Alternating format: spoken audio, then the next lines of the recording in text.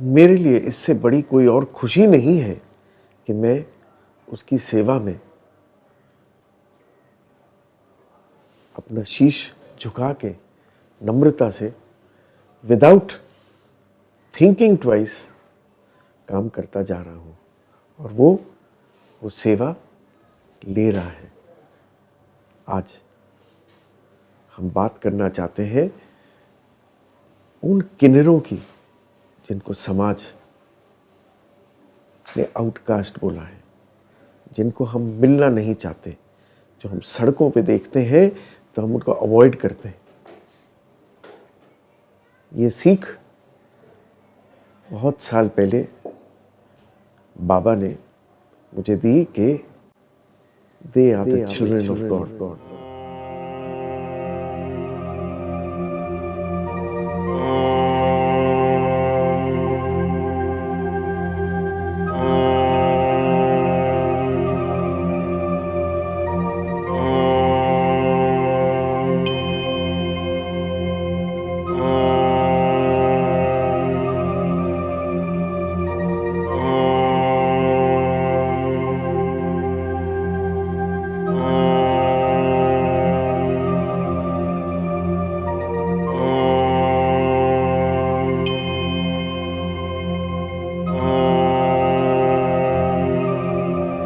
मैं अकेला चलता गया, मुहिम जुड़ती गई, कानवा बन गया।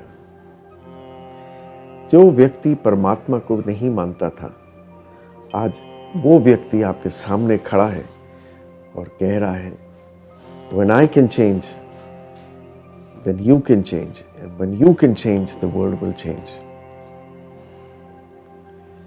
जब ये यूनिवर्स आपको बदलता है तो ऐसे ऐसे इंस्टेंसेस और ऐसे ऐसे सर्कमस्टांसेस आपके साथ पेश करता है और देखना चाहता है कि आप उस पर सर्वाइव करेंगे कि नहीं। Survival for your self is very important and when you survive and जब आप यूनिवर्स को चीख के कुछ मांगते हैं तो वो जरूर आपको देता है।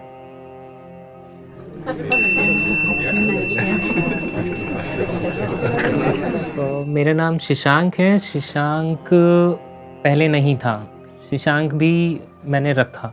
मेरा नाम एक्चुअल नेम तो मेरा डॉक्यूमेंट्स जो नेम है जो मेरे माँ बाप ने रखा था वो सतेंद्र शर्मा था। अब सतेंद्र शर्मा से शशांक कैसे बना वो भी मैं आपके साथ शेयर करूँगा। शशांक था एक सतेंद्र था एक बहुत सिली सा, बहुत मासूम सा, लेकिन वो जब निकला, क्लास में पहुंचा, स्कूल में पहुंचा तो सब उसका मिसयूज़ करने लगे, सतेंद्र का गलत गलत बोलने लगे। तो सतेंद्र से फिर मुझे खुद को लगने लगा कि सतेंद्र बहुत पुराना नाम है, बहुत अजीब सा नाम है। वहाँ से मैंने अपने आप को चेंज करना स्टार्ट करा। पहले नाम चेंज किया सतेंद्र से शशांक। उससे बाद में जब 8th क्लास मेरी कंप्लीट हुई तो पापा ने तो एक्सेप्ट कर लिया, लेकिन मम्मी ने, बाकी सब ने, किसी ने एक्सेप्ट नहीं किया। फिर जब मैं 12th में था तो मेरा एक फ्रेंड बना था जिसने मुझे बताया था कि मैं क्या हूँ और मैं क्या आगे बनने वाला हूँ। मुझे समझाया उसने, मेरे से मेरा परिचय करवाया। तो वो हिजड़ा वर्ड मुझे अजीब लगता था। जब उसने मिलाया मेरे को तो मेरे भी हिजड़ों में मेरे को चेला कर लिया गया। चेला मीन्स वहाँ पे बेटा करते हैं, जैसे हमारे पापा हैं, हम बेटे हैं उनके, तो ऐसे ही वहाँ पे वो गुरु होते हैं और हम उनके चेले होते हैं। उन्होंने चेला करा मुझे। चेला करने के बाद में उन्होंने सब तरीके से हिजड़ा वाली बताई, हिजड़ों के तौर तरीके बताए, तो वहाँ पे ये सब हो गया। लेकिन इसके बीच में मेरे पास सब कुछ ख़त्म हो गया, ज़िंदगी ख़त्म, लेकिन नहीं है ना। फिर मेरे को लगा कि मैं कुछ कर सकता हूँ। फिर किसी के थ्रू मेरी मुलाकात हुई रेणुका मैम से, रेणु जी से। उन्होंने बताया कि हम आपके यहाँ पे राशन डिस्ट्रीब्यूट करने आ रहे हैं। तो हमने कहा प्लीज़ मैम आप ऐसा कुछ करिए। तो रेणु मैम आए थे, उन्होंने फिर राशन डिस्ट्रीब्यूट किया। राशन डिस्ट्रीब्यूट करने के साथ ही हमारे साथ औसिम जी आए थे जो साई संस्था से हैं। उन्होंने हमारे को एक मेकअप किट भी दी थी जिसमें कि हमारे मेकअप से रिलेटेड था, क्योंकि हमें मेकअप का बहुत शौक़ है, कहीं ना कहीं हम लड़की हैं।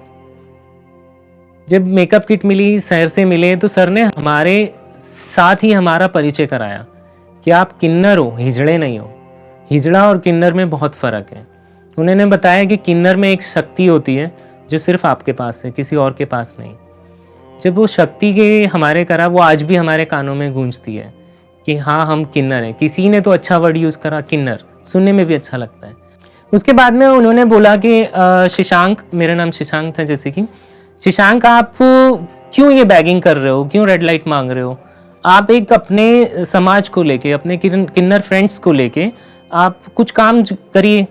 तो मैंने बोला, मैंने कहा सर हम क्या काम कर सकते हैं, हमारे पास कोई और है नहीं, हमारे पास कुछ ऐसी वो नहीं है कि हम आगे करें।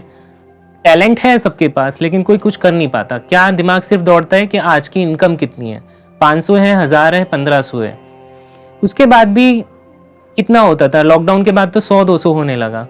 फिर अश्विन जी ने, आसिम जी ने हमें बताया कि आप मास्क का काम शुरू करिए। पहले दिमाग में आया कि कैसे करेंगे, क्या होगा, स्टार्ट कैसे करेंगे, कटिंग कैसे करेंगे। फिर कुछ हमारे थे, मैं जैसे कि सिलाई भी जानता था, तो मैंने कटिंग करना स्टार्ट किया। हमारे पास 15-20 मास्क हमारे पहले बिगड़े, कटिंग बिगड़ी, जो उनकी स्टिचिंग थी वो बिगड़ी, लेकिन उसके बाद में हमारा काम अच्छा हुआ। उन्होंने पहले हमें 1000 का ऑर्डर दिया था, तो हमने 1000 टुकड़ों में बनाए थे, 10 उसने बनाए, 15 उसने बनाए। इस तरीके से हमारे पूरे फ्रेंड्स ने वो पूरा किया उनका ऑर्डर, तो हमें कुछ मिला।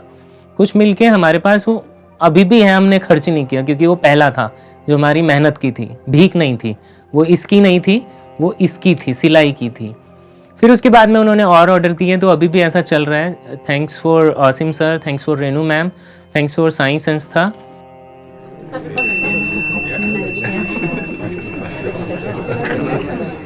मेरा नाम रेनू लूथरा, साईं जीवधारा सेवा समिति की प्रेसिडेंट हूँ। मैं साईं बाबा फाउंडेशन की भी ट्रस्टी हूँ। मैं अंजू टंडन, श्री साईं सुमरन टाइम्स अखबार की एडिटर हूँ। और मेरा काम ऐसा है कि मुझे बहुत जगह ट्रैवल करना पड़ता है, हर तरह लोगों के साथ मिलना पड़ता है। तो इसी दौरान मैं आशिम जी के संपर्क में आई। मैं इनको 10-15 साल से जानती हूँ, जब इन्होंने साईं बाबा की मूवी बनाई थी और इनके सीरियल भी चलते थे। पर जब मुझे पता लगा कि ये समाज के लिए भी बहुत कुछ कर रहे हैं, बहुत सारे चैरिटी के काम भी कर रहे हैं, और ख़ासकर जो इनका फोकस है वो किन्नर्स के ऊपर है कि उनको ये आत्मनिर्भर बनाना चाहते हैं ताकि वो सेल्फ डिपेंडेंट हो और उनको सड़कों पे या इधर उधर जाके भीख ना मांगनी पड़े। इसके लिए इन्होंने उनको रोज़गार भी दिया, उनसे मास्क बनवाए, उनको मास्क बनवाने का ऑर्डर भी दिया। और फिर हम भी श्री साईं बाबा फाउंडेशन से जुड़ गए। मैं अब उनकी ट्रस्टी हूँ और हम सब मिलके करते हैं, हम लोग मास्क बांटते हैं। अभी जो एक्सपीरियंस मैं आपको बता रही हूँ, जैसे आशिम जी के साथ मैं फ़र्स्ट टाइम किन्नर्स के यहाँ गई। जब तक हम लोग इन लोगों को समझते थे ये बिल्कुल डिफरेंट है हम लोगों से, कभी हम लोगों ने इनसे बात भी नहीं करी होगी, और सड़कों पे ही देखा या वैसे घरों में आते तब देखा। और उस एक्सपीरियंस के बाद आशिम जी ने एक स्पीच दी वहाँ पर, जिसमें इन किन्नर्स के बारे में, इनकी पावर्स के बारे में बताया कि इनके अंदर कितनी शक्तियाँ हैं। अगर ये हमें दुआएं देते हैं तो हम लोग बहुत कुछ पाते हैं इनकी दुआओं से। और इसका एक्सपीरियंस मैं बताती हूँ। जब हम लोग वहाँ गए तो एक बारी दोबारा हम लोग गए, तो वहाँ पे इन लोगों को खाना खिलाने गए, इनको राशन देने गए, तो उनमें से एक इनके गुरु ने मुझे आशीर्वाद दिया। और उससे पहले ऐसा था कि 3 महीने से जैसे पेंडिंग में मेरे पास कोई काम नहीं था, मेरा बुटीक है, बिल्कुल ज़ीरो था, मुझे ऐसा लगा था मैं इसको बंद कर दूँ। और उस टाइम जब मैं वहाँ से वापस से आशीर्वाद दिया उनके गुरु ने मुझे, और वापस आ रही थी तो मुझे ऐसा लगा मैं घर निकल जाती हूँ, लेकिन वहीं से मुझे लगा नहीं, थोड़ी देर बुटीक पे हो लेती हूँ। मैं जैसे ही वहाँ बैठी, मेरे पास उसी टाइम एक कस्टमर, मेरे पीछे मेरे पास कस्टमर, और आज तब से अभी तक शायद 1 महीना हो गया, मेरे को कोई प्रॉब्लम नहीं है। मतलब मुझे ठीक है, 4 की जगह 3 बंदे नहीं काम कर रहे, 1 कर रहे, लेकिन ये कि काम है मेरे पास। मतलब इनकी दुआओं में बहुत फ़र्क है, क्योंकि ये मुझे आशिम जी से जो स्पीच से पता चला, और मैंने उसका बिल्कुल एक्सपीरियंस लिया इस चीज़ का कि इनको हमें अलग नहीं समझनी चाहिए, और इनके लिए जो करना चाहिए वो हमें बहुत दुआएं मिलती हैं इनसे। आपके घर में कोई ज़्यादा तकलीफ हो तो 2 कार्य ज़रूर कर लीजिए, गाय सेवा और किन्नर की सेवा। अगर किन्नर की सेवा आपने कर दी तो आपकी जो नेगेटिव एनर्जी है वो बाहर चली जाती है। I'll give you a simple example how this works. जब आप गाय के पास जाते हैं तो उसके नॉस्ट्रल से जो सांस लेती है वो सांस से जितने आपके ऑराज हैं, नेगेटिव ऑराज, वो सब रिमूव हो जाते हैं। Same thing when the kinnars come close to you and you do seva to them, आपकी जो नेगेटिव एनर्जी है वो हट जाती है एंड यू बिकम पॉजिटिव। भगवान में ही विज्ञान है। Science is nothing but a gift of God. ये बात अगर आप समझ जाएं तो कल से आप किन्नर की सेवा करना शुरू कर दें। हमने एक छोटी सी मुहिम शुरू करी है और वो मुहिम है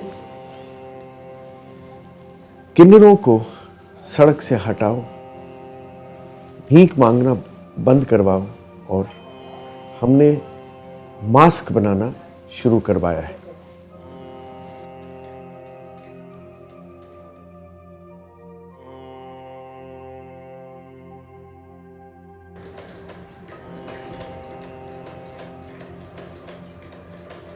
मैं ओशिम खेत्रपाल आपसे विदा लेता हूं, ये मुहिम स्टार्ट करने के बाद कि ये किन्नर अब मास्क बनाने शुरू कर रहे हैं संस्थान के लिए, और ये मास्क आज तक 10,000 लोग पहन चुके हैं। Be with them, stay with them and believe in them. Your life is going to change. आपकी जिंदगी बदल जाएगी।